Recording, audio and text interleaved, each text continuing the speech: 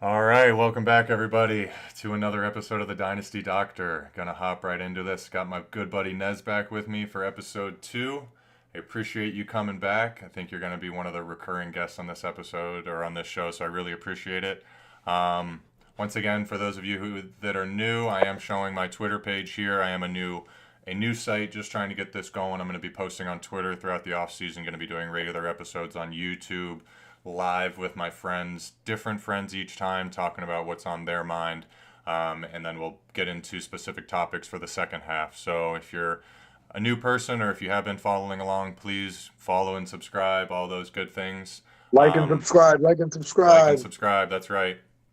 But without further ado, Nez, you and I spoke a little bit about, before you got on, some topics that interest you. Go ahead and tell the people what's on your mind. Mel Kiper, he had his first rankings, and then he just came out with his mock draft. So combines full speed, about to dive into that, and interesting to see how the pieces are falling according to some of these experts. So quote unquote experts. So I'm curious to see how that's lining up and projecting for our dynasty drafts coming up. So Yeah, if you are listening to this, that means you play Dynasty Fantasy Football. You're interested in the offseason. We are in the middle of the combine. I believe quarterbacks are actually throwing today. Tight ends were just a couple days ago. So really interesting to see. We're going to see some risers and fallers. But once again, if you play fantasy and you follow the NFL, you've probably heard of Mel Kiper, the big guy around the draft season. And yes, he's released not only his 1.0 but his 2.0 mock draft. We will break those down. We can actually jump right into it. So I do have here both Mel Kiper's mock draft 1 and his mock draft 2. yeah, I was going to say it'd be interesting to see how it's changed. Absolutely, and it's changed quite a bit, and we can even kind of break this down Right. pick by pick as we're going. So, for example, let's just kind of hop right into it. Mel's first mock draft, 1.0 that he released in January, the end of January, a couple weeks ago, actually over a month ago now, and he just Yep. released his 2.0 about a week ago, so about a month in between. He originally had Cam Ward going to the Tennessee Titans. Why don't we kind of break down maybe the top 3 to 5 picks and where he sees the players fall, and the Yep. differences that he had. But once again, this is mock 1.0 from Mel Kiper. We went Cam Ward, Travis Hunter second overall to the Browns, Shador going number 3. So we got 2 quarterbacks in the first 3 picks. Abdul Carter falls 4 to the And Patriots. again, this is the first one in January, This is right? the first one that he posted in Yep. January. And then we got Mason Graham, the top defensive tackle from Michigan, going 5 to the Jacksonville Jaguars. And now, if we look ahead to his most recent mock draft that he just released, like I said, about a week ago, Go figure. he has After Abdul the Carter. injury news. Well, that's the thing, and that's maybe we can start there. Abdul Carter going first to the Titans. Let me quickly go through these top 5 because it's going to be a lot of the same names. But then he has a Browns taking a QB second. He then has the Giants passing on the QB because Travis Hunter is available. Will Campbell, the best offensive lineman in the draft, to the Patriots at 4, and then still Mason Graham to the Jaguars at 5th. So still those similar names that you're going to see, but it looks like Shador Sanders fell outside the top 5 in this mock draft 2.0. But let's start here in the first overall pick. Abdul Carter recently came out with a foot injury. We're not sure if he's going to need surgery before the season starts. I don't think that's as much of a red flag because he is the best, just pure defensive player in the draft, but it Right. certainly raises some red flags and puts some uncertainty in the first overall pick. What's on your mind, Nez? What do you think the Titans should do with the first overall pick? I mean, you ask me, I don't think Will Levis is who they probably thought he was going to be. So I would think that they should have stuck with Cam Ward. Again, this is Kuiper's Mm-hmm. thoughts. I think they should go QB. I mean, this draft, granted, you got people who are rising, like Dart. What's his name, right? Jackson Dart. Is that his name? Yep, out of Ole Miss, he Um, played under Lane Kiffin. yeah. I feel like I don't know how you could pass up on Cam Ward. He's just such a raw talent. I mean, it's probably not the best analogy, but I see Cam Ward being Deshaun Watson in the early part of his career. I mean, granted, what he had at Miami was not the best. I like the tight end out of Miami. But yeah, I Arroyo, can't see yeah. how they passed up on a quarterback here. I mean, I'll tell you how they go ahead and they sign Aaron Rodgers. That's how they pass up on a quarterback. Also, for those of you who may be new to Dynasty or looking at the different grades for the classes, this is obviously a very strong running back draft class. We all know this. It is a notoriously weak quarterback class. If you were to put Cam Ward or Shador Sanders into last year's class with Caleb Williams, Jaden Daniels, Bo Nix, Drake May, they would be ranked fourth or fifth. Those are the Right. prospect grades that we're getting. And then if you look ahead to next year in 2026, that is an absolutely stacked QB class led by Arch Manning. And you have a lot of teams that are projected to maybe let's wait another year. Let's give Sam Darnold a shot, or let's give Aaron Rodgers a 1 year shot. If we make the playoffs, great. But if they suck, we're right back into the top of the draft next year in a much stronger draft class. Because if you take a Cam Ward first overall this year, and you end up with the first overall pick next year, you're probably just moving on from him again. So maybe take the strategy of building around the quarterback. I'm still torn between Cam Ward and Shador Sanders as QB1 overall. Shador is much more of the traditional, he's got the highest accuracy, but he's much more of a pocket passer, where Cam Ward, he's more athletic and he has the bigger arm, but is that game going to transition? Especially when you're playing behind one of the worst offensive lines on the worst teams in the NFL. That's a tough way to start your career. I mean, if you compare Sanders and Ward, I think Ward's a no-brainer. I don't I don't even think, just athleticism aside, I think Sanders is going to bring a lot of extra baggage with him, and that's his father. Because he's already saying he's not going to play for certain teams. I don't know how I feel about that. I just think you go with the safer bet, Cam Ward. I think he's ready for the NFL. I don't hate it. I mean, it smells a lot like the Eli Manning debacle that we've all known growing up and we've seen over year after year. And Shador Sanders did say, he had a really good quote about, I didn't know your parents wanting the best for you was a bad thing. You know, if Deion Sanders Interesting. knows what's the best for his career, why is it such a bad thing that your father is getting involved and only wants the best for you? So I can see it both ways. But let's go ahead and move on from the Tennessee Titans. It will be really interesting to see. I would actually put my money into them trading back because of the injury to Abdul Carter, the uncertainty at quarterback. Unless you really fall in love with Travis Hunter first overall and you plan on playing him both ways, you're probably not drafting a wide receiver first overall or a cornerback first overall. But if you can get the dual threat, I understand it. But there really isn't a number one must have prospect. So if the Giants come calling, if the Raiders come calling, there have been rumors about the Jets trying to trade up to number one overall. This is the type of draft that I would, if I could bet, and I don't know if you can bet if teams will simply trade the pick. I would be putting my money into the Tennessee Titans trading back. I don't know if it's something that, I mean, here we go, right here. In fact, the GM has even suggested the Titans will listen to offers, and that's, these types of mock drafts will tell you that they can either take an offensive player, a defensive player, or trade back, which is everything. But that would be where my money's at. Yeah, I don't know. I mean, you got to think the big ticket item in this draft is Ashton, but we'll get to it. And and he's not going first overall. And yeah, you No. could trade back to the seventh overall pick with the Jets and feel pretty good that you're still going to get Ashton Gentry. But he is the unicorn of this draft, and for fantasy football, Yep. we can talk about. Let's go ahead and compare the Cleveland Browns second overall pick. We have here in mock 1.0 from January that the Cleveland Browns took Travis Hunter, but that is because Cam Ward went Cam first. Ward went first. Yeah. Now we have in February, if Cam Ward falls to the Browns second overall, that he's taken. I've been hearing a lot of buzz that the Browns are likely to take a quarterback at 2 unless they fall in love with a quarterback that they can get later. Once again, you mentioned Jackson Dart, Will Howard out of Ohio State. I'm not a Jalen Milroe fan, but the idea that if the Browns are going to have a top 5, top 10 pick in the second round, at least I'm assuming that they didn't trade that pick away. So is that where you feel, the value is at? Because here's second overall. As I said it again, Cam Ward is not worth the second overall pick. The only reason he's here is because there are QB needy teams, and he is probably the QB1 in this draft class. That does seem to be how it's leaning. But it still feels like a reach when there are guys like Travis Hunter or a D tackle and offensive lineman available. I mean, the Browns, it feels like every year they're in need of a quarterback. Literally, Hmm. they have that carousel of quarterbacks that they've drafted along the years. And it's ironic. I mentioned Deshaun Watson earlier. I think Cam Ward is. I think he is going to be the top quarterback out of this draft. You ask me, I just think he is. But in terms of Cleveland, you look at their team, right? They have a good team on paper. One healthy, right? Hmm.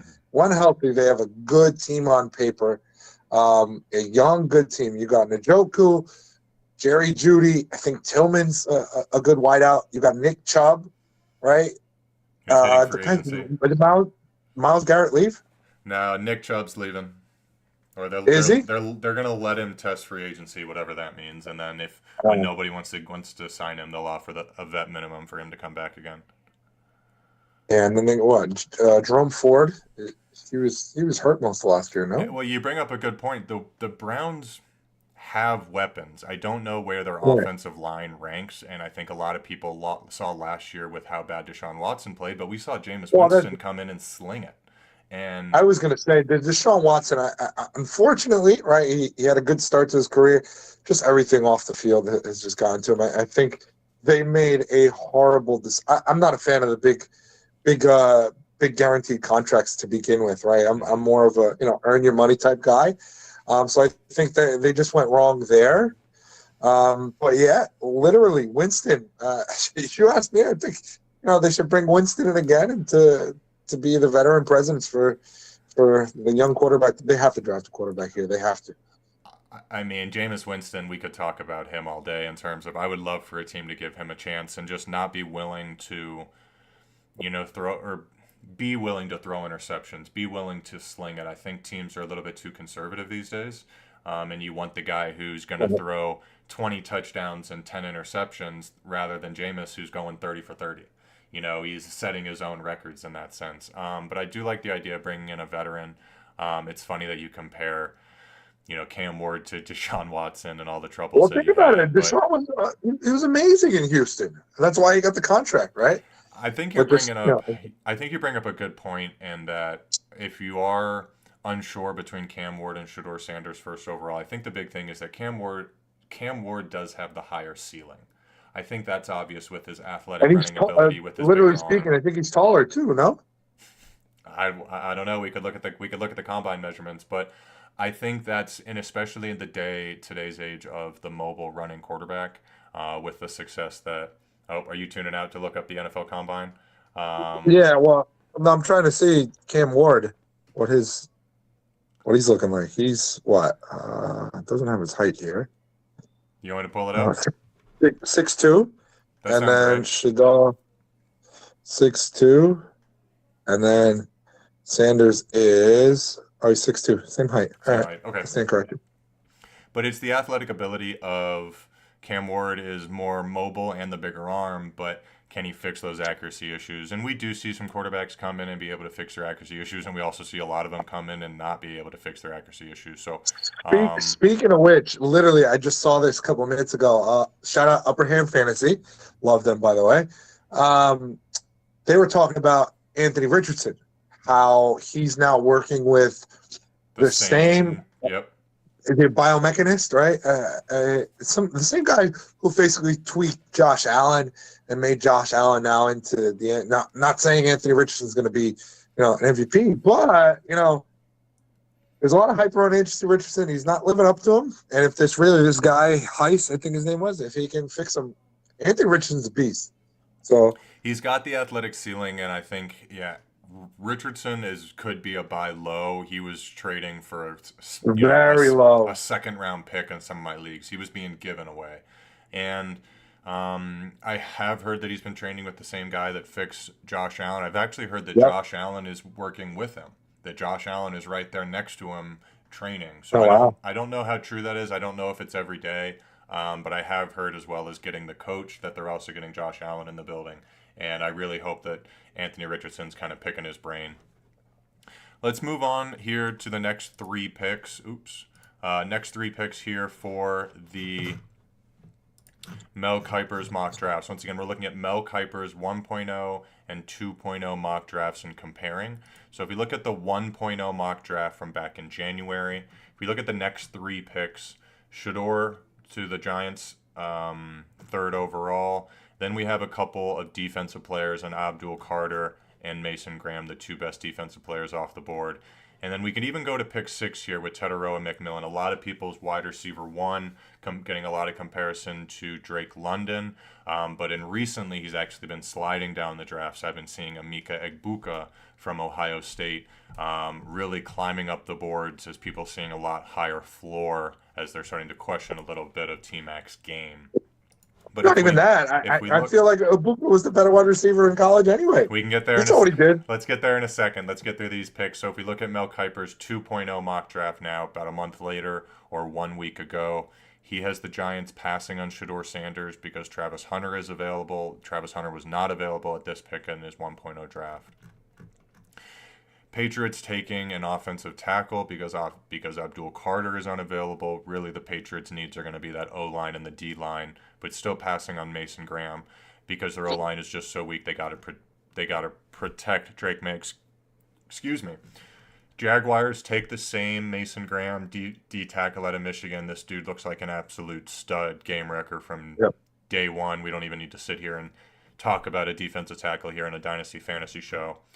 And then here's the big switch up from the Raiders taking T-Mac at 6.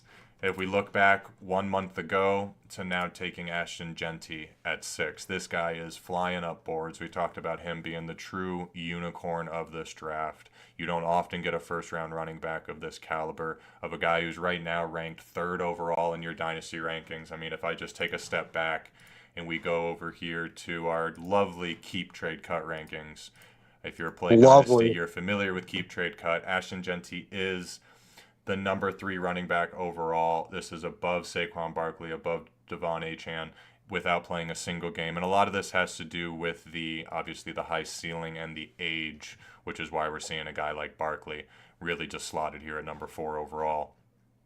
But which I'm not necessarily mad at. I mean, technically, I guess Bijan exceeded my expectations. I didn't think he was going to do as good. Still think Jameson Williams is a better pick than Bijan Robinson. But Ashton Genty. I mean, I'm gonna ride the wave. I'm gonna stick with him. He reminds me of a Ricky Williams, right? I think he's, granted the Dreads comparison. I guess that kind of makes that for me. But I think he's going to be good. For those of you just tuning in, there's a bit of an inside joke with me and Knez about Jameson Williams and Bijan Robinson. Knez is a very big Jameson Williams fan, but we'll get to that maybe at a later date. Let's take a step back here and talk about 2 teams, the Giants, who in both mock drafts were projected an offensive player, as well as the Raiders. What do you think the Giants should do, Knez? The first mock draft, they were projected Shador Sanders at quarterback. Now they're projected Travis Hunter.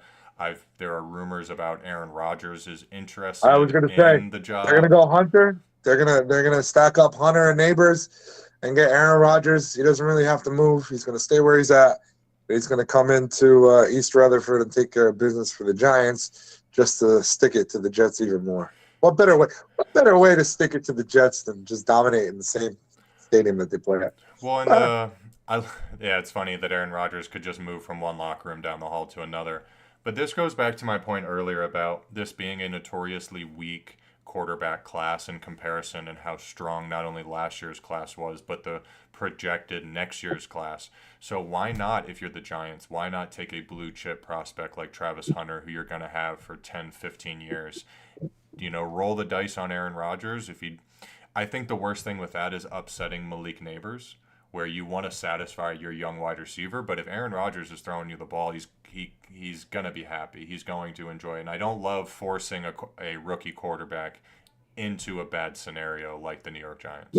Well, look what Aaron Rodgers did in the last, 2-3 games? He was throwing bullets. In that last month game of the season, he was finally becoming fantasy relevant. He was. Yeah. Yeah, I mean, I'm for it. I'm curious to see if Travis will sniff the other side of the ball, which he probably will, right? I think you kind of have to make up what you lost with Saquon, right? That was the first question I think what's his face was asked at the combine, what he thought about Saquon.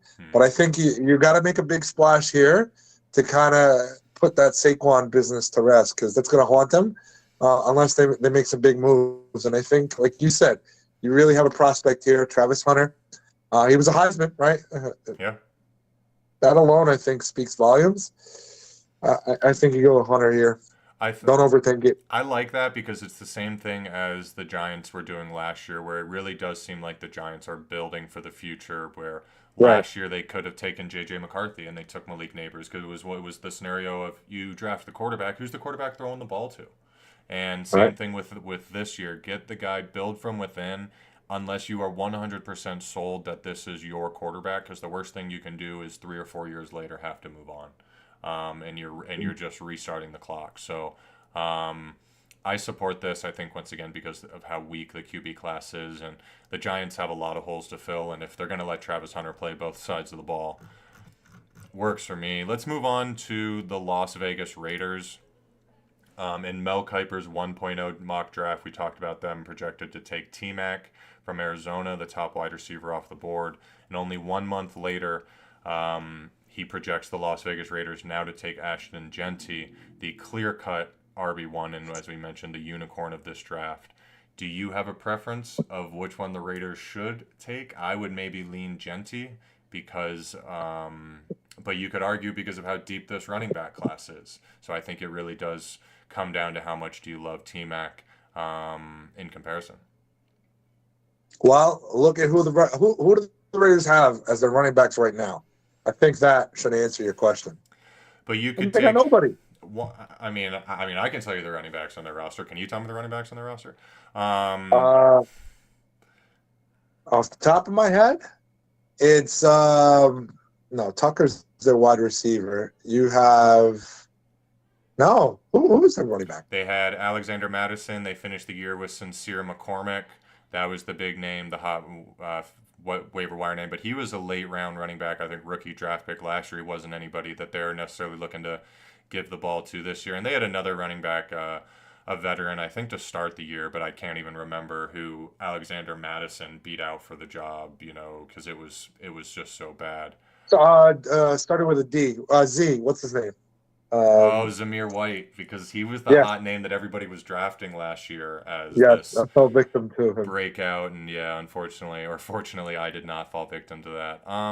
The You Raiders did. are somebody that they just have too many holes. I mean, I love Tom Brady coming in there. I really think he's going to be right for the organization, but outside of Jacoby Myers, they need a wide receiver. I mean, the only real positions that they have locked up are Brock Bowers at tight end and Max Crosby at D end, and they're probably looking to trade Max Crosby for a handful of picks. So they have so many holes. This is another team that I could see trading back to accumulate assets. I don't know Pete Carroll's history of trading back in the drafts and what he did in Seattle. That's another conversation that we could transition to. Pete Carroll, now the head coach, rumors of them trying to trade for DK Metcalf, trying to bring in Russell Wilson, kind of trying to recreate the Seattle Seahawks of old. Do you? And who's the running back in Seattle? Exactly. Marshawn Lynch 2.0, Genty. So that would be how I would support the Genty pick at 6 overall. If they brought in Russell Wilson, if they traded for DK Metcalf, and then you feel like you can reach on a prospect here. Because one of the things I was going to say is this is such a deep running back draft class that the Raiders picking, I don't know where their second round pick is, but if they're drafting 40th, 45th overall, there are going to be some studs. Travion Henderson, Quinshon Judkins, both Ohio States. If Amarian Hampton falls, although we see some mock drafts where multiple running backs are taken in the first round, I would be surprised. So it's just, is the value there? How close do you have your RB2 right behind Genty? But it looks like, once again, looking at Mel's 1.0 to 2.0 only a month later, the Raiders need offense. We all know that. Is it just the wide receiver or the running back? And I think they're okay with McConnell. I heard a quote that Devontae Adams really liked McConnell, and he showed some flashes. I specifically remember against the Chiefs. even though they lost that, they had the opportunity to win it. McConnell, he had some flashes there. And like you said, Brock Bowers, he's going to be a stud for years to come. Jacoby Myers is consistently, right under the radar. So I think you take Genty here, and I think you have a good foundation here. But I think if you we'll can see. get the veteran quarterback in, maybe get a veteran wide receiver, even if you don't, I like Jacoby Myers. I made a mention of him an episode or two ago about him being a good buy low. I bought him He on a just couple he of just championship winning always teams. flies. Yeah, he flies low and he gets reception. So if you're in a PPR league, Myers is your man. Yeah, he was averaging, I think, 9 to 10 targets a game the last 6 to 7 weeks. Easy. I was starting him every single week, and it was, do I start him or Jalen Waddle? I was starting Jacoby Myers because of that floor. I wasn't looking for Jalen Waddle to go out and maybe get me 20 points, but most Well, likely get me two. I I'm wanted the staying away 10 to from the 15. Dolphins. Yeah, that's another team we could talk about. You have HN. You have HN. You trade him now. I don't like the running back. I mean, let's do a quick transition over here to the running back dynasty landscape because we mentioned Ashton Genty. There's a lot of uncertainty here when you get to the top. I mean, Barkley's going to be a stud, but he is getting old. But after that, when you fall to Devon Achane, Brees Hall, Bucky Irving, Jonathan Taylor, there's a lot of uncertainties. I mean, 1 year ago with Kyron Williams, everybody thought Blake Corum was going to be the guy. Right. Now we got Then he was James Smith the Cook. field. Is James Cook even going to play because he might sit out because of his contract? And these are all guys in the top 10 running back dynasty landscape. So we're going to have a lot of rookies come in. We already have Amari and Hampton, Travion Henderson here. We got 5 rookies ranked in the top 20 dynasty running back landscapes. Caleb Johnson and Quinshon Judkins rounding out 18 and 19. So if you have one of these running backs and maybe one of these questionable zones, I support maybe selling, but just because 1 year from now there could be so much change. Devon Achane could come up to be solidify himself as top 3, or he could fall outside the top 10. I think a lot of people He's are still falling out. riding that hype. What's up? He's falling outside the top 10 easy.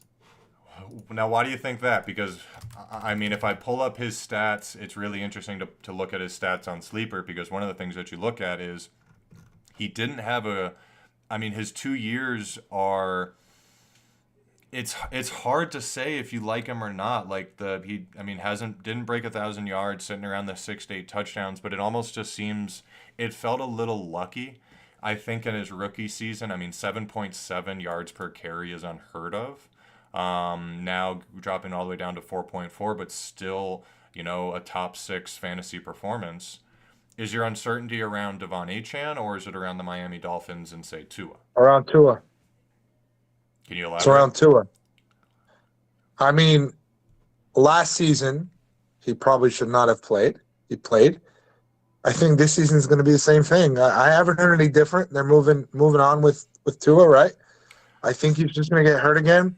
All the noise with Tyreek Hill not wanting to play, now wanting to play. Jalen Waddle, you mentioned it. He's not himself. I think this team. I think for you to have a good run game, you also got to have a complimentary passing game, right? That's why I think the Eagles were superb. Granted, they have a good offensive line too, but they got 2 studs on the outside. I think here with the Dolphins, there's a lot outside of football that's going on, health-wise, and then with Tyreek, undecided on whether or not he wants to play. So you ask me, I don't think that helps. Although they got rid of Mostert, I don't think this helps Achane, and quite frankly, I don't think I'm staying away. Yeah, getting rid of Mostert, I think the name to keep an eye on would be Jalen Wright. He was the rookie running back that they drafted last year. If the Dolphins do not draft a running back this year in the strong class as the projected number 2, right behind Achane, and can Achane stay healthy, and can Tua stay healthy, and let alone it. One of the big things about Miami is their coach Mike McDaniels is going to be on the hot seat. They're a team that's had the firepower, but just hasn't been able to get over the hump, and maybe he's much more suited to be an offensive coordinator than he is a head coach. He's a brilliant young mind, but just can't seem to put all the pieces together to get it done. I sell the Dolphins. Sell them all. you have him on your team, get rid of him. Save yourself, get some value. Let's switch back over to Mel Kiper's mock drafts. Once again, we're looking at Mel Kiper from ESPN's mock drafts 1.0 to 2.0 and how they've changed over the last month.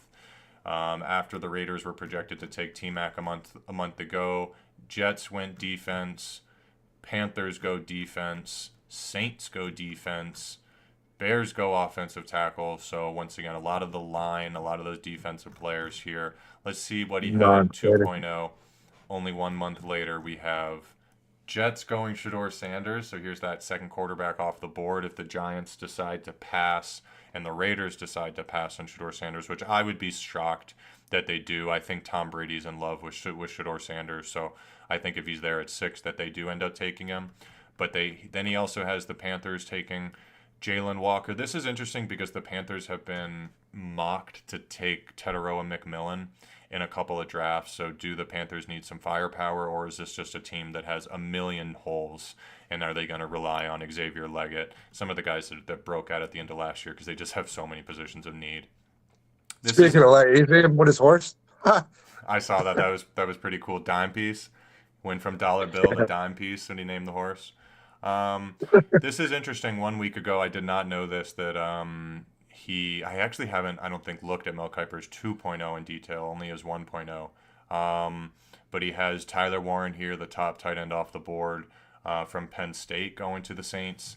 And then if we go to the Bears, Josh Simmons. Do you think the Jets should target a quarterback? I mean, if QB2 yes, is but there, not in the draft. who do you think they should target? Because I've been picking up a lot of Tyrod Taylor. I'm a fan of Jordan Travis. Sammy Darnold, baby. Sam Darnold, bring him back. Look what the guy has done. They can't go rookie quarterback here. They're in a position that they have a good team to win now. I think taking a rookie quarterback brings them another step back, and I just think you can't do that to Breece Hall and Garrett Wilson. Bring in Sam Darnold, ride the wave. Guy's good. That is, I don't agree. There's no way Sam Darnold is going back to New York. They're likely to get a Daniel Jones, a Kirk Cousins, a Russell Wilson. I'm okay with Kirk. Darnold's not going back to New York. He should. So for the Giants, maybe he would go back and play for the different organization. No team is going to go back to the same organization that did him wrong with the same ownership group. I mean, yes, they have different coaching at this point, but but come on, make men's and just Sammy Darnold, baby. I think it'd be fun for him to go to the Giants, but I bring up the Giants. Yeah, that's going to be. I'm curious what the Giants do. Right, I think they have a few different routes they can go, but if we're sticking with the Jets, Kirk Cousins probably they need to go a veteran quarterback here. They need to. They can't go quarterback in the draft. We'll see. Yeah, I don't think QB is the way to go for the Jets. They always get it wrong. I mentioned earlier there are some rumors about them interested in trading up to number 1 overall to get Cam Ward. Just sit where you are, let the chips fall. And this is not a draft where you want to give up future draft capital to go up and get a quarterback with a lot of question marks. So, you think the Giants wait for Arch Manning next year? That's the thing. Is Arch Manning, and he might not even come out because he hasn't spent any time under Texas. He's only been getting. Oh, that's right, because Quinn's staying, right? Quinn stayed. So Arch has only been in backup roles. I mean, he comes in random quarters when Quinn is struggling. So does Arch feel like he wants to go back for that second year of college at Texas? I mean, the kid's going to be making $10 million in NIL, and especially if if they make the playoffs but come short of a natty, the kid's going to be the number 1 overall pick regardless. So it's really up to him. So that's tough. I think when that draft capital is kind of guaranteed, that makes it a little bit easier to come out, even in today's age of the NIL. But yeah, I think Arch Manning is the kid to keep an eye on for next year. I like the kid out of Tennessee as well. There's a lot of really good quarterback names in the 2026 draft class. So you will start to hear as we get closer to the draft about our teams wanting to wait. When you see that the Jets signed Kirk Cousins, you're going to hear because the Jets want to wait a year? They don't want that rookie quarterback, as you're saying. But these veterans have to go somewhere, man. Jameis is going to be on a team come August. But what team does Jameis Winston end up being on? Moving Right. forward down the mock drafts, I mean, a lot of defensive players. The Saints taking Tyler Warren. I don't know what I feel about this. I mean, does Taysom Hill stay? Does he leave? Um, does Going to the does he go to Broncos. the Broncos? You can bet on that. I like that fit. I mean, I traded for joining him. Sean I think he Payton. goes. Granted, he's hurt, but I think he's gonna pay dividends. Bo Nix, right? What's his face? Gronk was singing his praises, which Gronk's not coming back. I think Peyton is literally itching for it. He said he wants his Joker. Debo's gone, so the next logical one is Taysom. Look what he did. Look what he did with him in New Orleans. The I think it's Joker gonna be. role is a tight end or running back role, and I think a lot of people are looking at Debo Samuel to the Broncos and being like, he would have been the perfect Joker. He plays wide receiver. Debo has said he doesn't want to play running back, and that is not the role that Sean Payton wants to morph into his Joker. He needs a pass catching running back or a pass catching tight end who he can match up against a linebacker. That's how he wants to do it. Debo Samuel is not getting matched up against a linebacker 10 out of 10 times. So, he's also not worth $20+ million at this age. So, but let's just go ahead and I'll say this. Yeah, once again, Tyler Warren, ninth overall to the Saints in Mel Kiper's 2.0 mock draft. He's been getting a lot of buzz as the top tight end in this draft class, and really, he's already a top 5 dynasty tight end. It'll be really interesting to see where some of these really top kind of unicorns in these drafts go. It's such a strong running back and tight end draft class. Moving forward into some more of the mock drafts, let's go to the next, say, maybe group of 10, and we'll pull out some teams that stand out to us. So this is Mel Kiper's 1.0 from about a month ago. He had the Niners taking Kelvin Banks out of Texas. Dallas going wide receiver, Luther Burden, who's been falling in a lot of mock drafts. I don't expect to see this in his 2.0. Dolphins taking the safety Malachi Starks. Here we go with Tyler Warren now. If he made it to 14, I think the Colts, I talked about this in previous episodes, are absolutely looking to target that tight end position as a safety blanket. We go Falcons taking a defensive player. Cardinals taking the guard. More defense, Cincinnati, another guard, another defensive player to the Bucks, and then here we go. If Ashton Jeanty fell all the way to Denver at 20, I think they run to the board to lock this pick in. I think if Jeanty or Tyler Warren are there at 20, it's such a need for the Denver Broncos to have that running back or tight end. We just talked about that Joker role that they're looking for, and those guys fit perfectly into Sean Payton's system. Moving forward to now, a month later or 1 week ago, how did Mel Kiper change his mock draft? So we still have the Niners now taking Will Johnson. So I think they were originally projected Kelvin Banks from Texas, the offensive tackle. Here we start seeing more running backs come off the board. So the first draft had Luther Burden. Now we're going to RB2 and Omarion Hampton at 12 overall. If we can get 2 running backs off the board in the first 12 picks, I'll be ecstatic as a fantasy owner with a couple of high draft picks this rookie draft.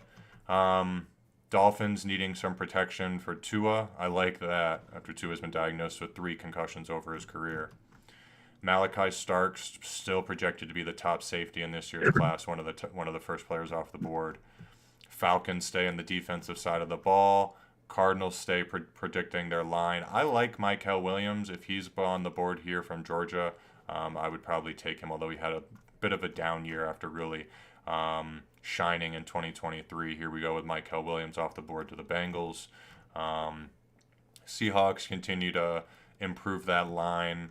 Buccaneers that defense, and then once again I just mentioned the Broncos, either that running back or the tight end, Ashton Jeanty or Tyler Warren. But in this case, if they're both off the board, they go next available with Colston Loveland, another guy that can play that Joker role that we see here in the first. Much more of a pass catching tight end. Where do you want to start? Maybe let's start here at 12th overall. The Dallas Cowboys. We went from 1 month ago.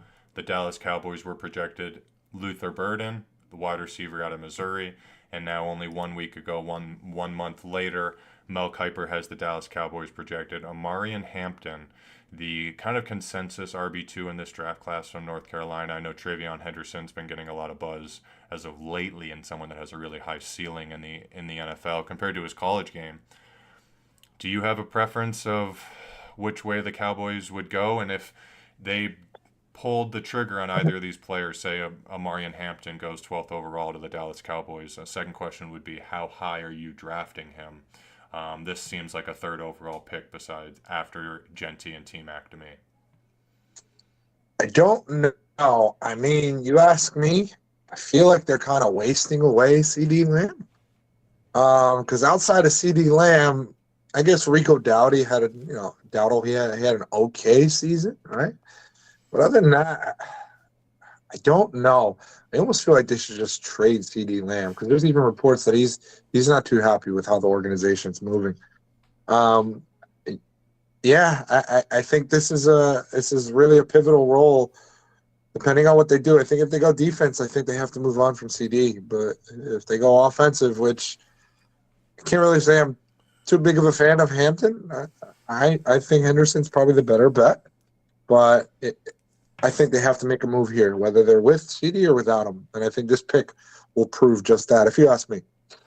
Yeah, I think CD Lamb has always been in kind of that top 5 dynasty wide receiver landscape, but he really does seem to be, I don't know, his situation in Dallas makes me a little bit nervous. I mean, there's a lot of uncertainty. That's what I'm saying. That team scares me, because they don't really have much outside of CD Lamb, and you can argue Ferguson's in top 10 tight end, if that. Outside of that, there's no one there's no one that I'm really looking at. Dak is gone. I'm over him. Who else is there? Brandon Cooks. He's hurt. Jake Ferguson, tight end 15. Okay, yeah.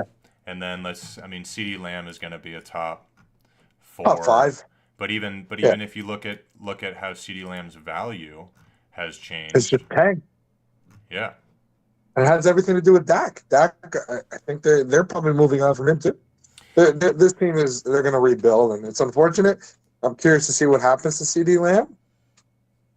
I agree. I see the Dallas Cowboys kind of giving it 1 year, especially with Dak Prescott, to see is he gonna be the guy, or do they want to trade him? Mark my words. They go offensive. They keep CD around a little longer. They don't. He's gone.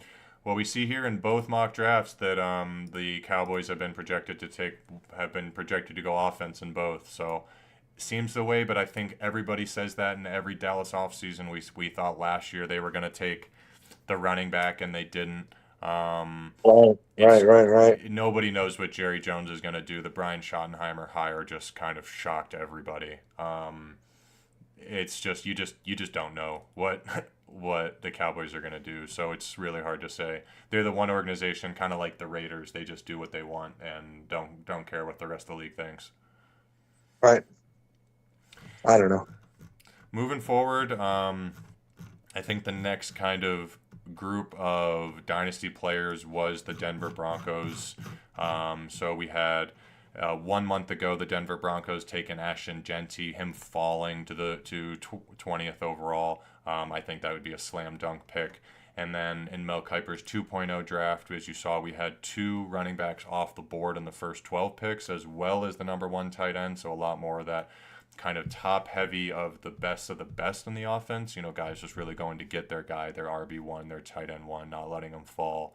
But in this case, the Broncos take the second best tight end off the board in Colston Loveland. We talked about we have talked about Sean Payton wanting that joker role. I would maybe like them to target the running back here. I think you can get a tight end elsewhere, even if they bring in a Taysom Hill, or being able to mold a tight end around your program better.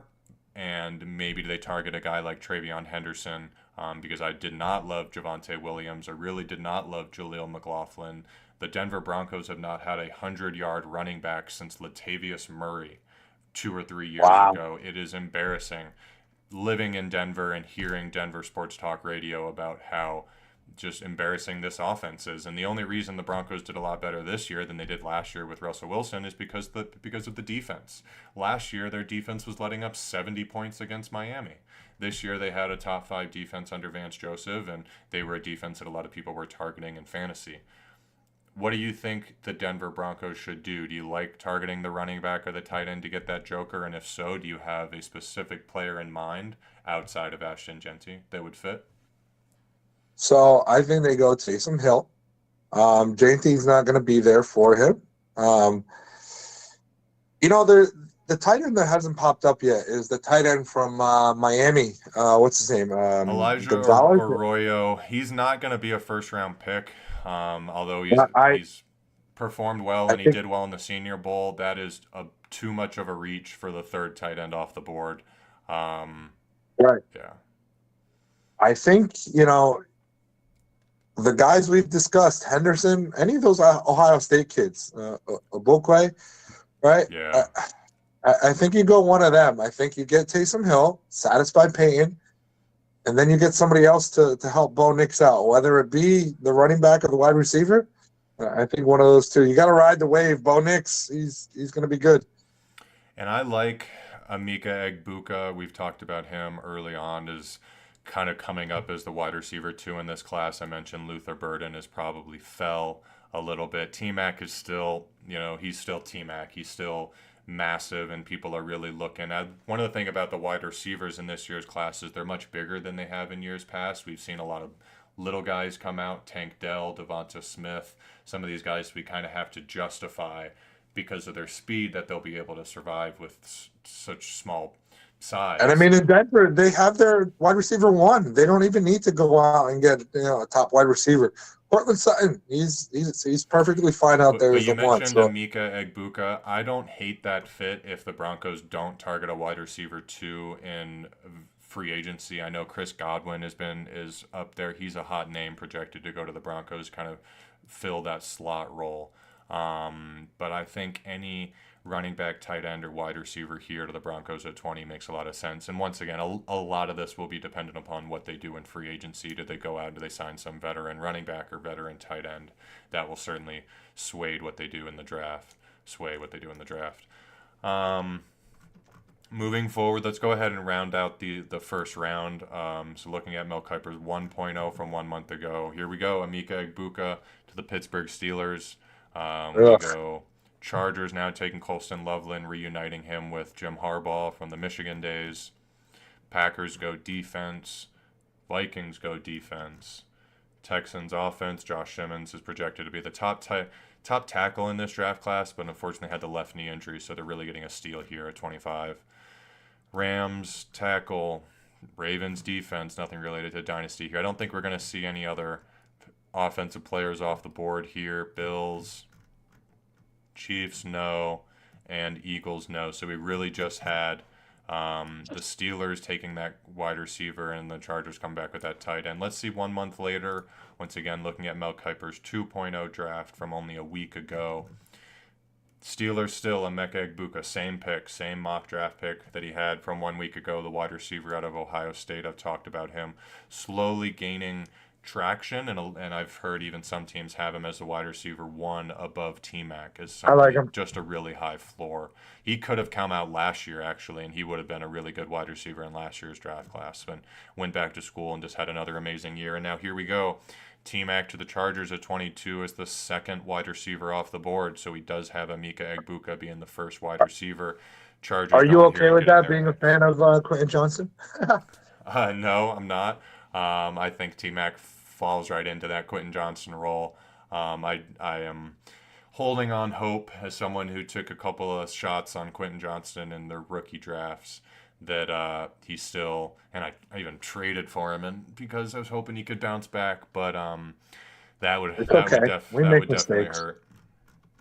Moving forward, we have Packers with defense. I'm going to project a lot more defensive and offensive linemen. So here you go. Kelvin Banks falling all the way to 25 would be an absolute steal again for the Texans.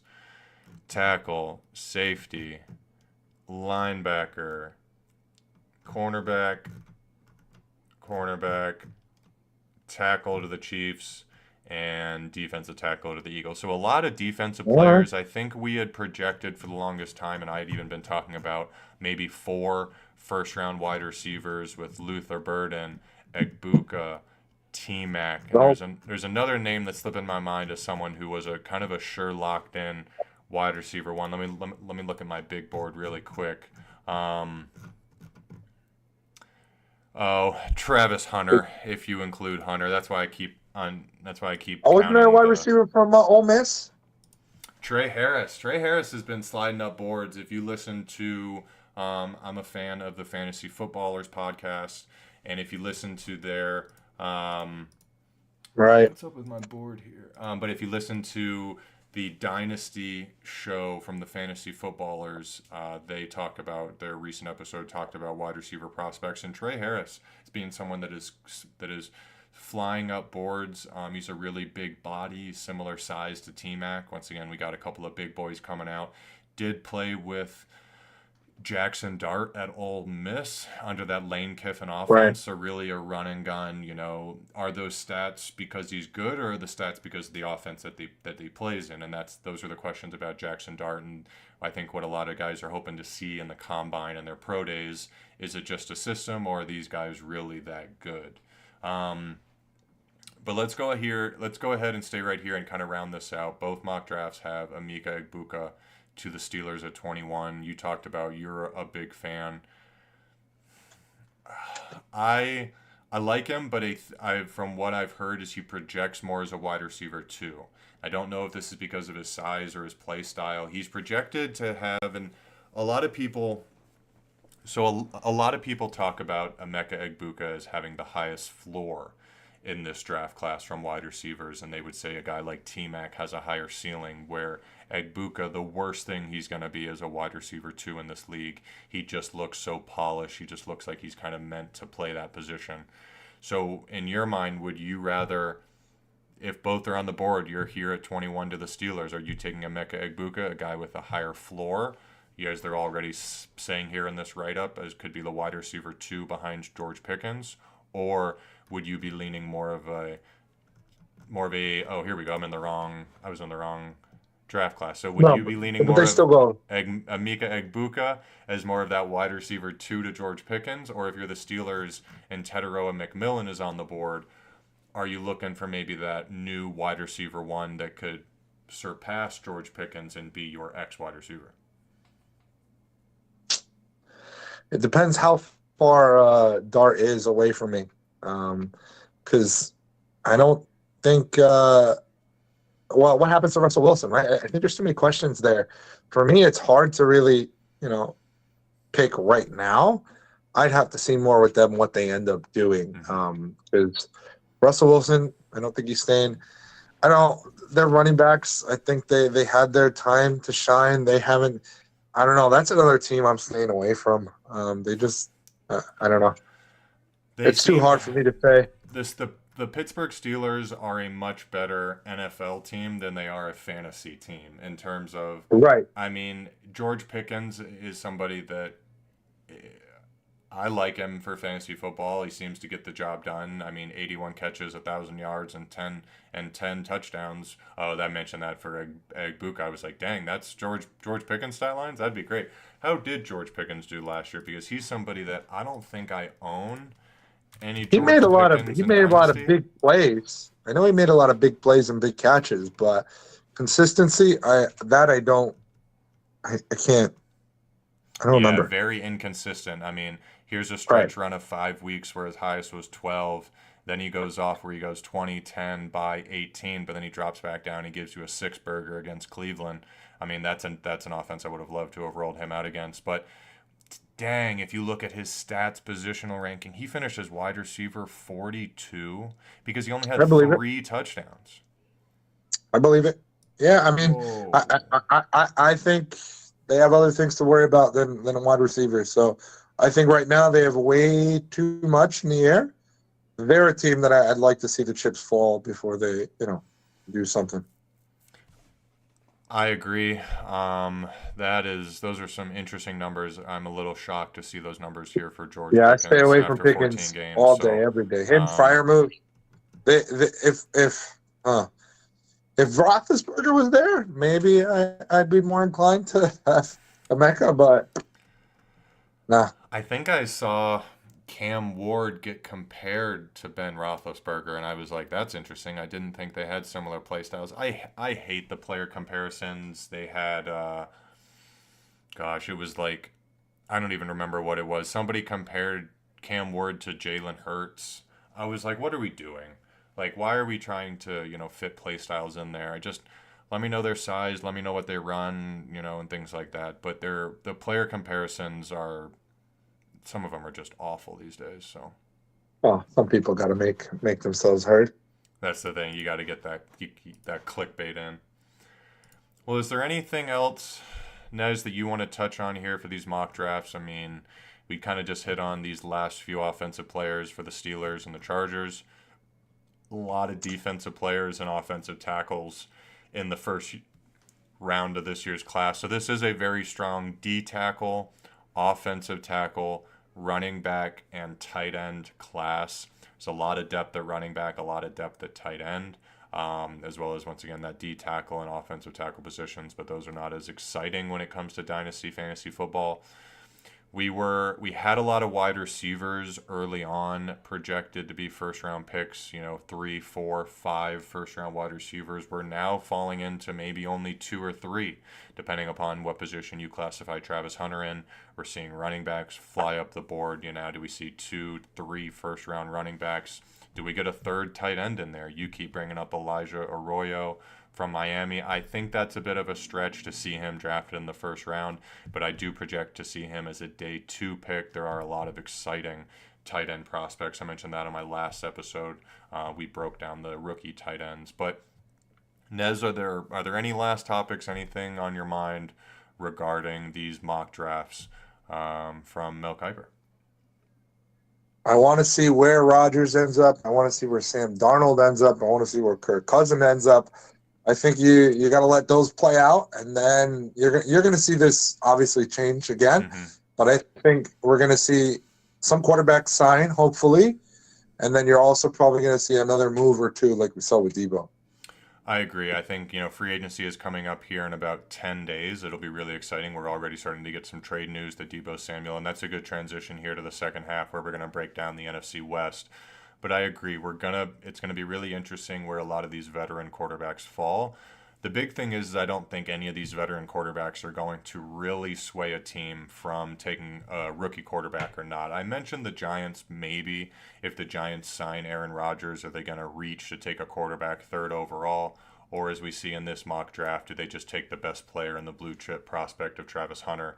So it's interesting to see where those quarterbacks will fall. But once again, even the Jets at 7, if the Jets bring in Kirk Cousins, I don't think they're passing on Shedeur Sanders at 7th overall. That may sway them not to trade up and give up a bunch of assets to get the first overall pick. Once again, if this being a weak quarterback class in comparison. Yeah. But if a prospect falls into your lap, I don't think signing a Kirk Cousins or an Aaron Rodgers or a Russell Wilson is going to sway these teams from not taking the quarterback that they have high on their draft boards. You have to believe where and when Travis gets picked up. That's when things will start, picking up. Absolutely. I think Travis is the key. Well, with that, man, I am going to go ahead and transition. Thank you for bringing forward this topic. This was a really interesting topic. It was really fun to break down these mock drafts. These are mock drafts that we look at a lot. If you're an ESPN Plus member, you'll get the notification that Mel Kiper is releasing something. Oh, Nez is peacing out. He's going to be right back. Right now, I am going to take a second and transition here. I like to bring up or talk about an advice section on my podcast. So Nez certainly doesn't have to be here for this. He's probably heard a lot of this before. But once again, if you are new to the channel, please follow along on our Twitter page. Please like and subscribe on YouTube. I am a new channel just trying to get started. So I need to get a refill. Sorry. All good. Really quickly, so one piece of advice that I have or that I want to talk about now is how to handle poaching or poaching. Don't do it in a startup draft. What's that? Don't do it in a startup draft. That's advice number one. That's a good point of advice. So what it is so a lot of leagues, a lot of dynasty leagues, if we see it a lot on if you're on Reddit, somebody posts a trade. Should this trade get vetoed? Is this enough to break the league or abandon the league? I would say no. You never want to veto trades in Dynasty. That is the number one rule. If somebody screws themselves over, that's fine. You have to let them screw themselves over. But the problem is what if you have players that are new to Dynasty that have never done this before? I don't know what the value of first round picks are. I don't know what the value of this young running back is that I currently have. You introduce poaching, which what it is when two teams make a trade or after two teams make a trade, the rest of the league has a 24-hour period or a set number of hours to try and poach the trade. So they are allowed to reach out to either team and offer a better deal. This can be great, once again, if you have players that are new to Dynasty and don't know how to value players or picks, so it makes it more even. You're never going to have that lopsided trade because, say, somebody trades away Bijan Robinson for a first. I'm going to go here and go, well, I'll offer you 2 first-round picks, and then it starts a bidding war. And sometimes you get people that overpay, but that's the nature of the league. And you create this, once again, bidding war. Every time there's a new trade that is poached, you restart the poaching clock and you let the rest of the league then have another opportunity. But once again, it's just a way to make it a lot more even. And I found it's better when players are new to Dynasty. We actually have a league that we call the Dynasty Pros, and that actually got voted to nix or cut out poaching because everybody thought we were all pretty good. We all know what we're doing, and if somebody makes a lopsided trade, that's fine. We didn't want it was the argument of what if you spend a couple weeks negotiating a trade and then somebody just comes in and poaches it 2 minutes later. Well, that's up to you to make that the trade was even. So it's good and bad. It has its advantages and disadvantages. I think the biggest advantage is when players are new to Dynasty. And as Knez brought up a good point, you typically don't do poaching during the startup draft.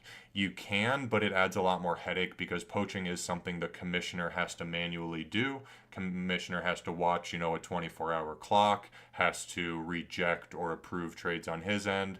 But it's good to have a more active commissioner, somebody that wants to make the league more even. But it's just an example of, once again, if you're in a league where there are a lot of lopsided trades, it's not fun because one team keeps screwing everybody else over and getting all the best players.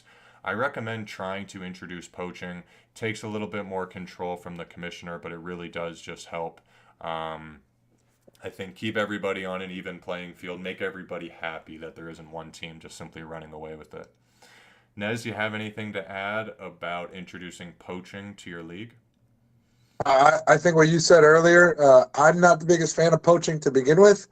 I think a lot of times, especially when you have seasoned people, they're going to work a little bit to negotiate, right? And it's not fair if somebody comes swoop in, add one extra draft pick, right? Because that technically is going to make the trade better, right? I don't think it's fair to the two people. But in one respect, I do like it being a way for the league to kind of balance itself out. So you really should discuss amongst your team members, right? You certainly should have people who are invested in it, right? And they all have an understanding of what they're doing. Because, like you said, at first people aren't going to really know how to value, and then it depends on the type of dynasty league too, right? Mm-hmm. Whether it's a capped year or there's no end, right? That all plays into it. But I think the more important piece is, like you said, if you have people who are seasoned and they're going to keep the integrity of the league high, I think that in itself kind of is what you need. But Yeah. poaching can be fun. Yeah, and it's rare. No one is really going to able to come in and just say like, "Hey, I'll just add a third," because every roster is different. I mean, you're trading with specific players and draft picks, and if I'm going to come in and poach, I have to offer different players and different draft picks. Unless you literally have the 106 and the 206, and I offer the 107 and the 207 and a third. Is that third enough? Well, now you actually have to weigh what is that one pick value worth and things like that. So I've never liked that argument. That was the argument of why it was voted against. Is somebody was like, oh, they can just come in and add a third. everybody's team is different. There's no one that's, you're not going to sway a Dynasty Pros opinion by adding a third round worthless draft pick. So once again, it's more for those leagues that are new, trying to learn how to gauge value, but I really enjoy it. I think it adds a lot more fun, especially when you're playing with a lot of your buddies. So I'm in a league Right. I'm in a league with my buddies from college, and man, when trades get sent out and poaching happens, that group chat is absolutely hilarious. And then yeah, you're gonna have some leagues where everybody's pro, quote unquote pros to Dynasty. Maybe we don't know everybody on a personal level because we've met over the years playing this game. Um, just an example. If you're curious, go ahead and give it a try. I think it's a lot of fun. Proceed So, with caution. so I'll proceed with caution. So, all right, man. What I'm going to do right now is I want to take a step back and I want to do a divisional breakdown for the second topic here. The first division that we're going to talk about is the NFC West. So, for those of you who are new to the Dynasty Doctor, I am an Arizona Cardinals fan. Unfortunately, it is a team that I have been following my whole life, so I am stuck with them. I would say through the Sorry to good hear. I would say through the good times and the bad, but we haven't had many good times outside of Larry Fitzgerald. But so the NFC Well, you made the West, Super Bowl. we went to a Super Bowl. We didn't win the Super Bowl. Yeah, I know. I said you made the Super Bowl. Yeah. Yeah, and then and the Steelers cheated and they won because Antonio Holmes did not get 2 feet down. Um, the the NFC West is the first division that we'll break down here in the Dynasty Doctor show. I quickly want to just go through the 4 teams, talk about a couple of key players and their value. The very first one that we'll do, I mean, we'll talk right off the bat. Listen, the headline of this league is CMC healthy? That's the bottom Do you line. want to start with CMC? I was gonna start with Deebo Samuel because he just got traded. No. Debo, granted, literally, he's gone. CMC, that's the headline of this league. Seahawks, they're done, right? They're going to get rid of Metcalf. Lockett's gone. So that team, I think, is on the downward. And you mentioned Geno. Who knows what's happening to him? So they're done. Cardinals, they're about 3 years away from being relevant. And then the Rams, it all really depends on the health of CMC. If CMC is healthy, 49ers run away because your boy Ricky, they believe in Ricky. You saw what he did towards the end of the year. Pretty Ricky. Ricky If Pearsall. So let's break this down one at a time. I like starting at the 49ers because of the recent trade news with Deebo Samuel. Obviously, you mentioned Christian McCaffrey. We all know what a stud he is. Who the hell do you got there? Who's The that? new wide receiver one. Brandon Ayuk. Disgusting. I hate it. Put it away. Um, so Christian McCaffrey though, coming off the injury, if you just lost in the finals last year, you own the 111 overall pick, and you feel like you are a running back away from competing and winning the championship, next season? Are you trading the 111 for Christian McCaffrey straight up? Yes. That was easy. I think he's going to have a bounce back year. You know what it was? He just should have never seen the field last year. They should have just rested him, sat him down. I mean, the guy was getting visits. He was going to Germany to get, Stem doctors cell and appointed. injections, yeah. Yeah, I think he's an interesting guy because you saw what he did. He was revitalized in Carolina, right? Or he had the same kind of down dip in Carolina, and he was back to peak CMC, and I think that's what's happening here. Literally that dip. Can you Yeah. go back even further? I mean, this is a year ago, so this is going to be. He was pretty consistent. I mean, even just 1 year ago, he was pretty consistent, the RB4. And this is where we're seeing Saquon Barkley fall this year, is because of the age is kind of stopping them from, getting into that top 3 above Bijan and Gibbs. But you're going to see that dip following the the injury. Looks like he's bouncing back. I mean, he's projected to be almost an RB1. I mean, RB13. He's right outside the top 12. He's kind of currently in the top tier of RB2. But so much uncertainty with the age, with the injury. Can he bounce back? In terms of dynasty, are you really investing a first-round pick with the studs on the board. I think if you're competing, it makes sense because, I was going to say there's a few things you have to take into account. One of it being how your roster is. yes, If it's made to win now, yes, because CMC, I think he's going to have a good bounce back year. I don't think they get rid of Debo for no reason. I think they think CMC is probably healthy. They got Ricky to come in and kind of make up for what they're losing with Debo. And then you have George Kittle, Brandon Ayuk. I think the Niners are back. I think they're going to make a run for the Super Bowl, although they're not going to beat the Eagles. The Eagles are going to repeat. You can mark that down. Yeah. you bet on it. Not yet. Well, Let's actually, I did. They give you the bonus bet after the Super Bowl to bet on the future for next year. I put $10 down on the Eagles. Yes. let's take a look at Brandon Ayuk as somebody that I think we're really gonna see jump up in value now that Debo's gone away. I think, as you said, a lot of people are gonna see him as the wide receiver one. I'm on the side of when a big move like this happens, maybe take advantage of it, maybe trade him away. I mean, unless you're trying to once again, if you're trying to compete, you want to win now.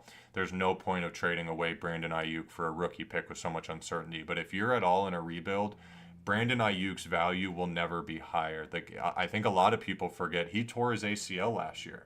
He's recovering from an injury, and I think it's very likely that Kyle Shanahan could lean on a Ricky Pearsall, a Juwan Jennings to maybe round out their offense. You know, who knows who's going to maybe step up as the wide receiver one, but this doesn't seem like an offense that even last year has a surefire every week wide receiver one. Some weeks it's Ayuk, some weeks it's Debo, some weeks it's McCaffrey, some weeks it's George Kittle. This is a team that likes to spread the ball around. So what would be, and the keep trade cut won't be updated, but what would be your current price value for Brandon Ayuk? I mean, do you think you could get a first round pick? So I think with the news, so I'm not going to take Ayuk, but I think given the news, I think people would probably take this as an opportunity to buy Ayuk. But you ask me, I think you should be buying CMC. I agree that this is probably Ayuk's peak right here. I agree with that because they have the two. They have Ricky, and as you mentioned, they have Juwan. They have Kittle still. And, granted, I've invested in CMC, so maybe I am a little biased, but I think CMC's. I think he's going to be rejuvenated. I was going to say I feel like I'm hearing quite a bit of CMC bias from you, but I like it. I like the hot take. I like putting your staking your name on a player and really being like, this guy's going to bounce back, because that's what you have to do in Dynasty. You have to kind of take your shot and say, I think I know more than you do, and then find the owner, and maybe they're selling him cheap. Maybe the guy that has CMC is in the middle of a rebuild, and hey, if I had CMC and I was anywhere close to a rebuild, I'm taking anything I can get, an early second, a mid second, because I don't even know if the guy's going to play next year, let alone the year after that, And, how he's really going to look. So I think that's what makes that part. What you said there is what really makes Dynasty leagues fun to me, because you can go ahead and make those trades. Because in a redraft league, everybody's gonna be like, "Oh, yada yada yada. Why are you making this trade?" Oh, I see potential in the guy down the line, right? I'm gonna buy CMC when he's hurt because I know he's gonna bounce back. like I'm looking at, if we look at some of these. Once again, we looked at some of these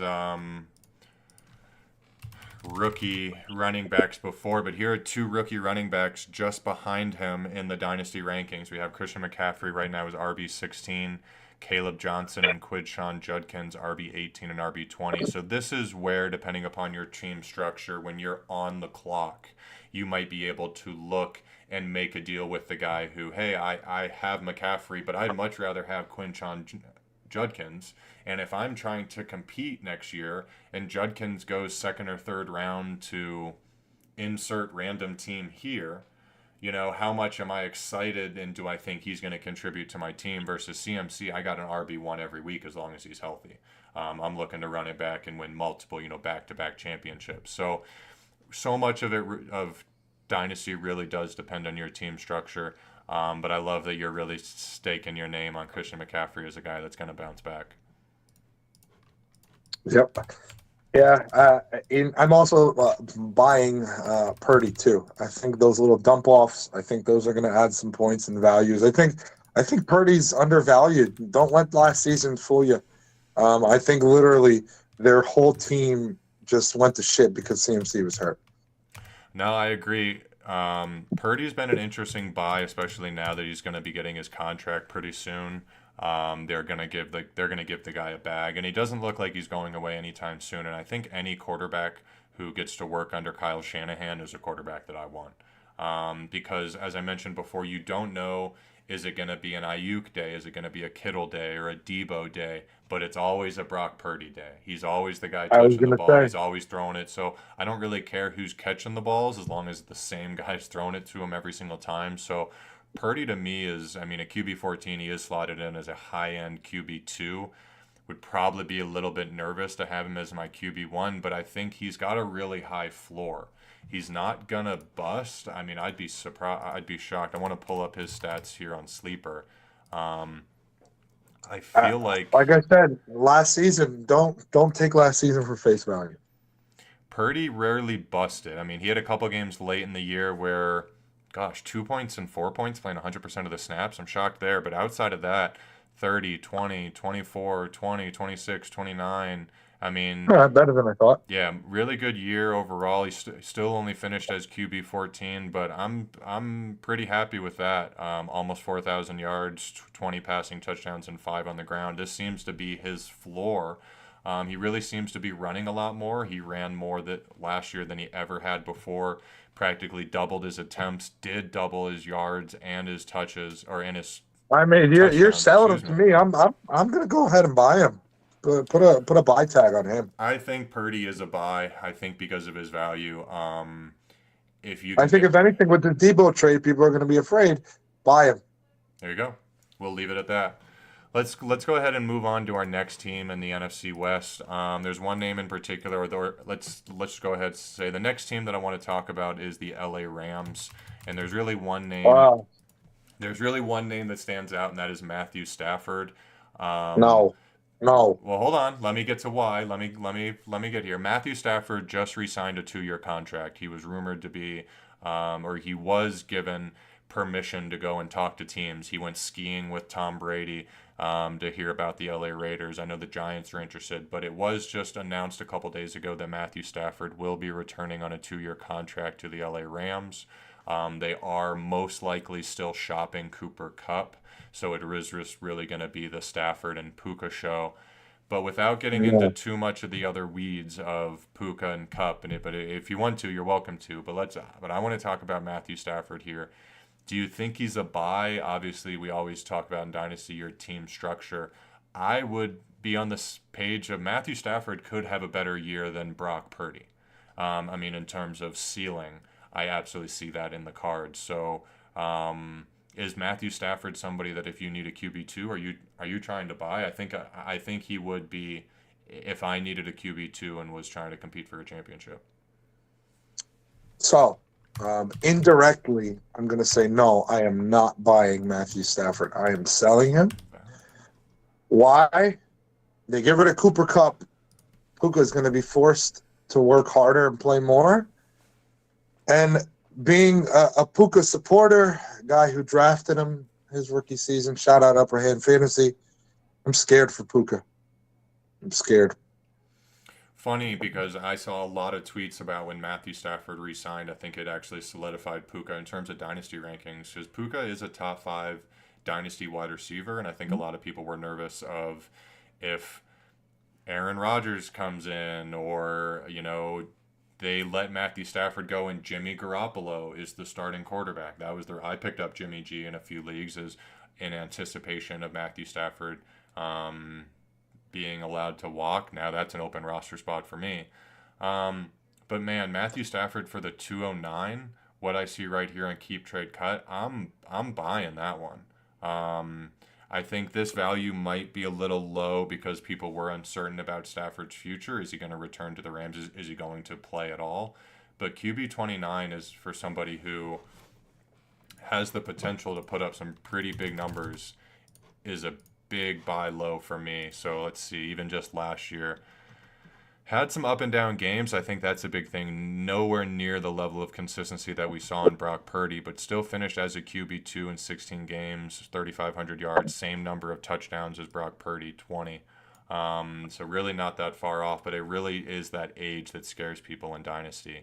Um, Man, I guess I think because of the age, Brock Purdy is certainly more of the buy, someone who's about to sign a big contract extension versus Matthew Stafford, who we thought could retire any day now. But I think for the value, if I only needed a 1 year QB2, I would be leaning Matthew Stafford over Brock Purdy because you're going to get him a lot cheaper.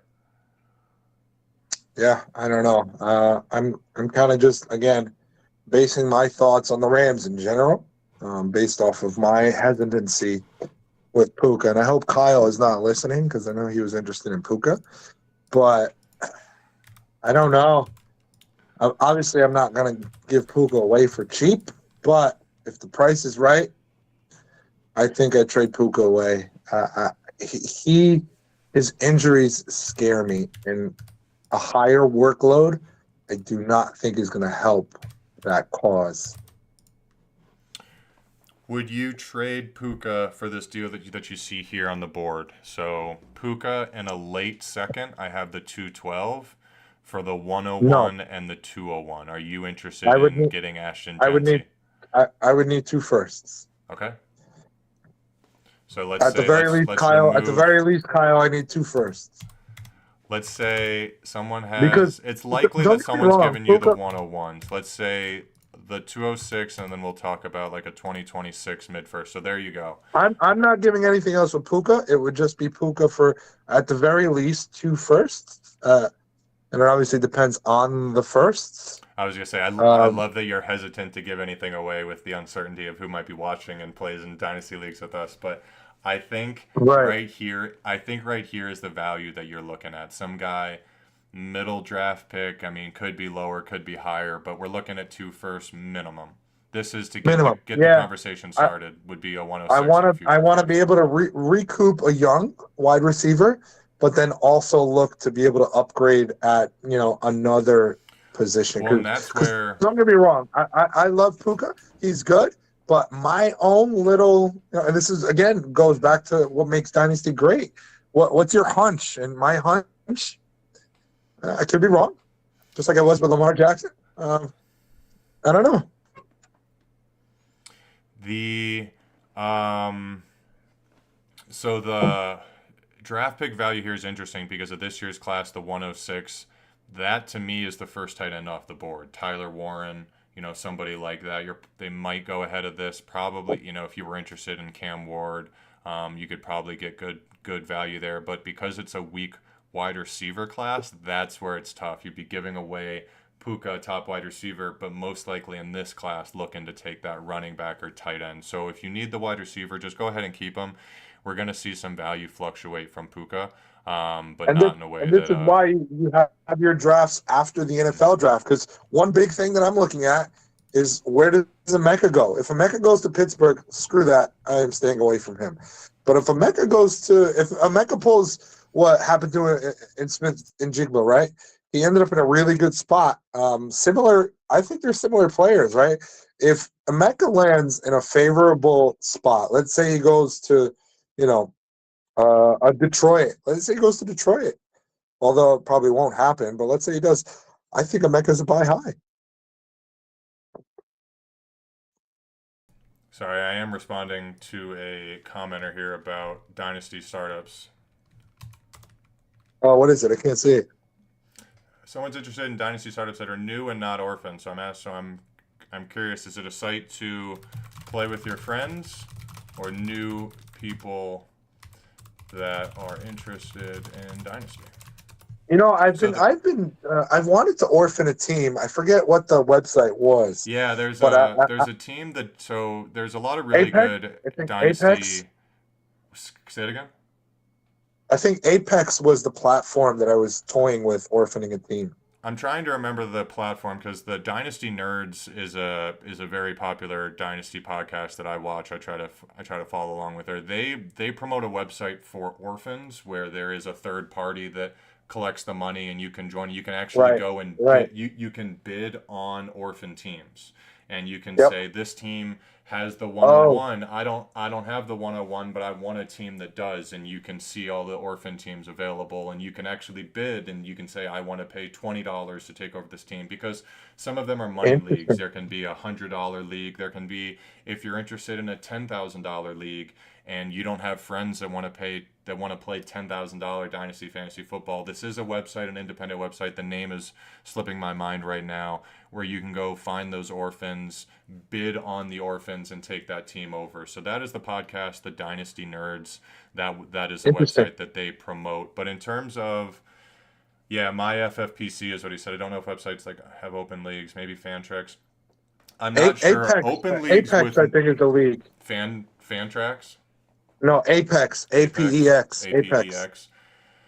I don't know, because a lot of it, I get nervous playing or starting dynasty leagues with people that I don't know. I often have to ask my friends for. I don't like. The thing that I've always enjoyed about dynasty and fantasy in general is it brings your friends together.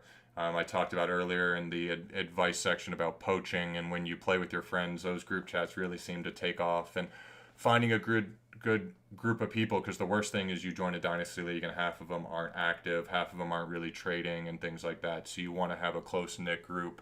Um, But in the other respect, I think doing a third party service is better for you because then you don't have to worry about the money, right? You're going that's through the it. thing. Obviously, If you're worried about that, the commissioner holding on to your money. If you've had any issues with payouts and things well, like that. not even that. You worry about people bailing out because that's another thing, right? With friends, you could say, "Oh, I'll pay you back when I pay you," and then they just don't pay you. At least with this, they have to pay to get in, and they have to pay the security deposit up front. That's one thing I'll recommend. If you do join, make sure you put up front a deposit. Obviously, with friends, you can shake on it and say, okay, here's a deposit. You can't get it back. But if you're going with a third party, you literally, there's no takebacks, right? So I think that to me is why I was intrigued with going with another area. And then you're kind of, you're held to your dollar, right? So Oh, sorry, I was muted there, but I commented one other thing, and I mentioned the fantasy footballers. If you follow fantasy football, you know the fantasy footballers. They have a Discord, as well, in a Dynasty channel, and they promote that to go find new people to play. Come and join our Discord. There's always looking for people to start new leagues, people that are, and that would be the way to find people that are active. If you're out there on a Discord about Dynasty fantasy football, you're probably going to be motivated to start a new league. So I think that would be and a great start with way. an Empire League like we did. An Empire League with a cap. That's I say you start with that because how we have it, I think it's good. We're now we sprinted. We started with 14 guys. Now we can start a new league with 10 or 12, where we know we have devoted, serious members, right? Yeah. So a new league with maybe some new people hoping to do a league. I would support. We got a couple options. I think the Fantasy Footballers Discord is good. We mentioned the Dynasty Nerds has the website for taking over orphans, and bidding on those teams. Those would be my two probably biggest recommendations. And this actually brings up a good point, Nez, and this would maybe be a topic for another day. But the difference between a dynasty league that goes on forever versus one that's capped. And this was one thing that me and you introduced kind of together, that I've been really happy with. But a lot of dynasty leagues, people start, and it's the intention that this could go on forever, the next 20 or 30 years. You have no idea. And a lot of the times those leagues fold because people are, 4 or 5 years in, they're just not as Their motivated team anymore. sucks. We Their have team a sucks. league, and most of our leagues that we've done, I think half of my dynasty leagues that we're in, and most of the ones that we're in together, are capped at 7 years. So And when the league pay up ends, front. it's like after the year, I think like 2031 or 2029. I think we have a league that ends in 2028, where that will be the Yes. last rookie draft. Then after that, the league will start over. We give people an opportunity. Do you want to stick around and do another dynasty league, or was this just not for you? Because a lot of times people are giving Dynasty a shot for the first time, and you don't want to, pressure one of your friends to play Dynasty with you in a year or two or a couple years into it. They just don't have fun. So it's an opportunity to set a little bit of a soft or even a hard cap on the league. Hey, we're only playing for X number of years. We're going to reset. Definitely puts a lot different value on players and draft picks when hey, I have a rookie draft, but we're going to reset the league 2 years later. That rookie draft simply is not going to be worth as much. So just a little bit of a different way to play Dynasty. But some good questions from the guy here in the chat about how to join a new league, and we brought up some examples of how to get into a new league with new players to take over an orphan league, things like that. Do you want to go ahead and stay? Or Knez, do you have a thought there? Because I do want to go ahead and transition into our third NFC West team.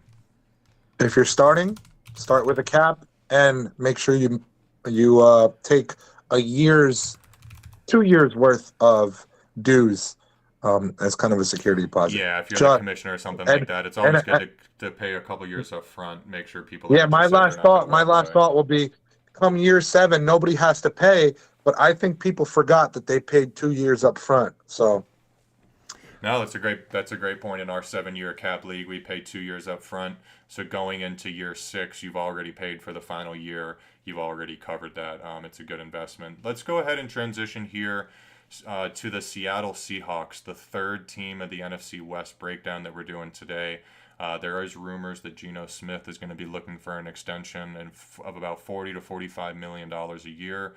Probably in similar length to what Matthew Stafford got. I project him to get about a 2-year contract. The quarterback market is weak right now. The Seahawks like him. They know his offense.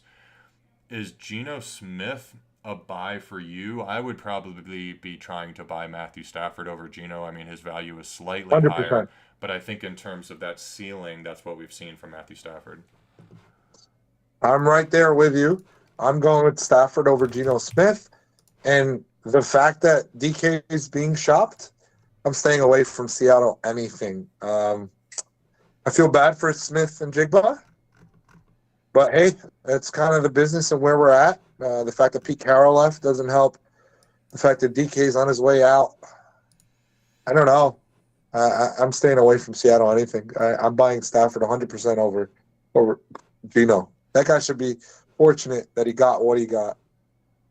Yeah, Geno Smith is really he might be one of the luckiest guys in the world where he literally got punched in the face. He did nothing for the first, I have to count, 7 years of his career. 7 years in the NFL oh my gosh, I had to keep scrolling. 9 years. Geno Smith was in the league for 9 years as a backup. He did the first 2 years with the Jets. He did nothing for 7 years, backing up the Jets, Giants, Chargers, Seattle. He was finally given an opportunity in 2022, and he made the most of it when he finished as the QB5 overall. And then the last 2 seasons. Yeah. He should be taking the money he's asking for and give it to DCAT and just call it a day. That guy should be fortunate. DK Metcalf is...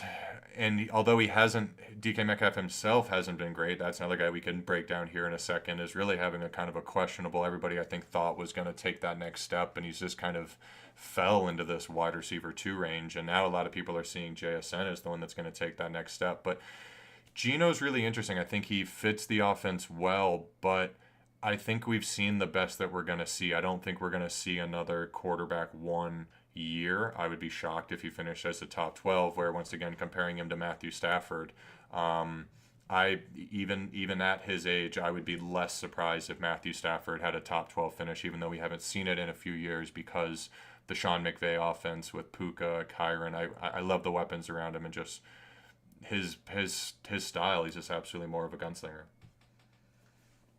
Yeah, I don't know. I'm staying away from Seattle. Yeah, Seattle's tough in general. I don't really know. I mean, we can look at DK Metcalf here. Can look at Jackson Smith and Jigba, who is now in Dynasty, the wide receiver 1. Wow, wide receiver 11 is JSN. That is. I see it. Let's look at here then the Dynasty rankings landing. So we have. Would you rather have Jackson Smith? Would you rather have Jackson Smith and Jigba, wide receiver 11, or Marvin Harrison Jr., currently ranked as wide receiver 10? Wow. Harrison's that high up, huh? Oof. I don't like either of them, so I How don't know. about Lad McConkey at wide receiver 12? Yes, give me Okay. him over both of them. So you're going to take Lad McConkey over JSN and Marvin Harrison. I think I Any day of the week. that's interesting because the Marvin Harrison versus Lad McConkey, I don't, we can call it a debate going back and Look forth what here look over what the Lad did in summer. the playoffs. Look what Lad did in the playoffs. I think that solidifies him for I me.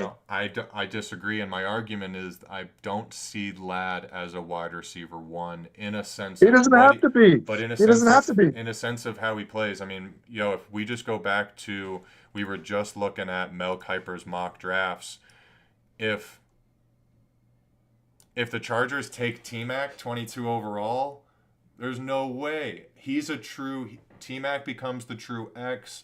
Lad fits into that slot role. It's hard for a guy who is just really going to be that slot wide receiver too to establish Look at Wes himself. Welker. Look at Wes Welker. I'll leave it at that. Lad McConkey is the truth. I don't care who's on the outside. You're just mad Quentin Johnson sucks still. It's going to suck.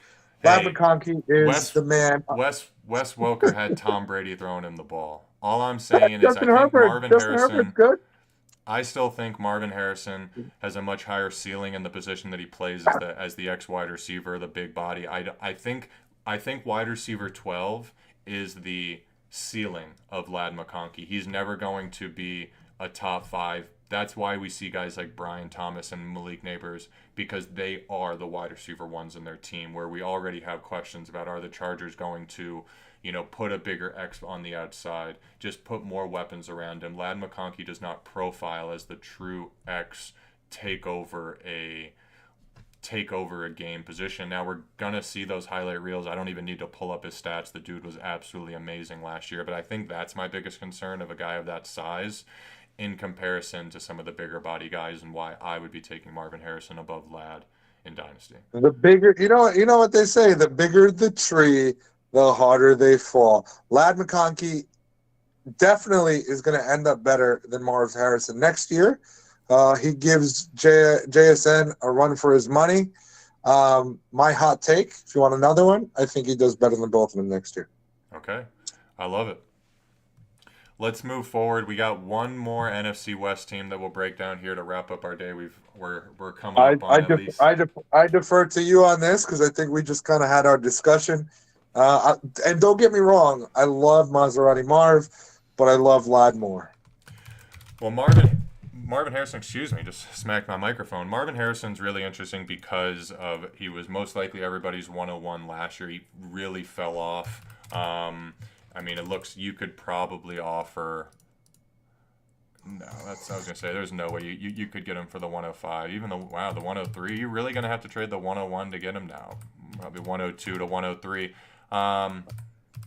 Listen, people invested in him last year, so it's going to be hard for some. He produced, right? He didn't produce at a top level, but it's going to be hard for anyone to give away what the fact that he had production. I think it's going to be hard to pull him away for anything less than a top first. I agree. I think if you took him at 101 last And the year, fact that there's really not much out there in terms of wide receivers, it's going to be hard to pry him for anything less. Well, if you can, great. So let's say that though. Let's say you are interested in a wide receiver. You want to compete. You want to win. Somehow got him last year, and now you're turning into a championship team 1 year later, even though the 101 didn't do it for you. If you are hoping to compete in 2025, do you want Marvin Harrison or do you want Drake London? Someone who is maybe already kind of shown it doesn't necessarily have to break out. Put those Drake London. You bring up a guy that man, I want to be all in on Drake London, but sophomore slump. I don't know what to make of Penix, but to stay on Harrison and NFC West, what I think you do, and it's what you brought up in one of your previous recordings. Mm-hmm. Look at who needs a quarterback this year. Whoever needs a quarterback, go through those teams and see whoever is low on quarterback, target them, and then you could probably, see what you can get. Yeah, I like that. We talked about it in an advice section on the last episode, looking at power rankings and then targeting teams not based upon specific players that you want, but specific team strengths and weaknesses. So if a team has a surplus of quarterbacks and you want a quarterback, go to that team. Don't necessarily go into a trade saying, I want Brock Purdy, I want Matthew Stafford. First, go to the teams with the surplus of that position because they will inherently be more likely to sell that position for cheaper. Target their quarterback 3 and 4 because you're not going to go to somebody who has Brock Purdy as quarterback 2 and you're not going to be able to prime away. That guy already knows what he has and is kind of set in his ways. But if somebody happens to have a third or fourth wide receiver or a third or fourth quarterback, they will be willing to sell them less. I'm high on Drake London going into next year because I do think Michael Penix finally gives him. Michael Penix is now the best quarterback that Drake London has played for. I don't agree. Easy. Kirk Cousins was playing on one leg last year. We're talking about Desmond Ridder and some of these older guys and some of these guys that don't even deserve to have jobs. So it is. I think you can argue that Michael Penix going into year 2 is the best quarterback that Drake London is. Well, then let me see if I have Penix in any leagues. I'm giving him to you. I'll give you a mid-second for him. The last guy that I want to talk about here in terms of the NFC West in particular, the Arizona Cardinals, is my man Kyler Murray. I think a lot of people, and Matthew Berry, if you follow fantasy football, you've heard of Matthew Berry. He chose Kyler Murray as his ride or die going into last season. He did? Yeah, he was. He died. That was the first one that was the first one that Berry has missed in a few years. But he picked Kyler Murray as his ride or die. He actually finished kind of around right where he was drafted. I think he was drafted around quarterback 8 to 12, and I think a lot of people saw that ceiling, and he finished right around quarterback 8 to 12, and he's kind of slotted himself here in that position in Dynasty. We just mentioned Brock Purdy a bit ago from the Niners, and they are back-to-back here in these rankings. So for Dynasty, and I don't even think it matters rebuild or not. Would you rather have Brock Purdy or Kyler Murray? I have Brock Purdy way above Kyler. I would rather have Kyler Murray for the ceiling. Of course you would. Look at the background. You can see a little Cardinal back there. This isn't even a team bias. I'll turn my hat around for this. This is not even a team bias. This is ceiling. This is a mobile quarterback. This is somebody who can take the next step. I mean, if you look at his graph here, he can take the next step. We've been waiting for how long? Bro, Brock Purdy, didn't we look at his stats? Has Purdy ever had a top 12? What is the highest finish that Brock Purdy's ever had? Quarterback 6. There you go, Brock. Listen, don't doubt him. I'm telling you, this season, Niners are going to be good. I think they're going to be good, but I still would rather have in a vacuum. For a quarterback, I would rather have the mobile quarterback. Murray has the arm. I mean, they're going to continue to build around him, and this is something I talked about in another episode. Outside of Marv and James Conner, who they just extended, the Cardinals are going to get a wide receiver 2. They have Trey McBride as their tight end. They're going to improve the line.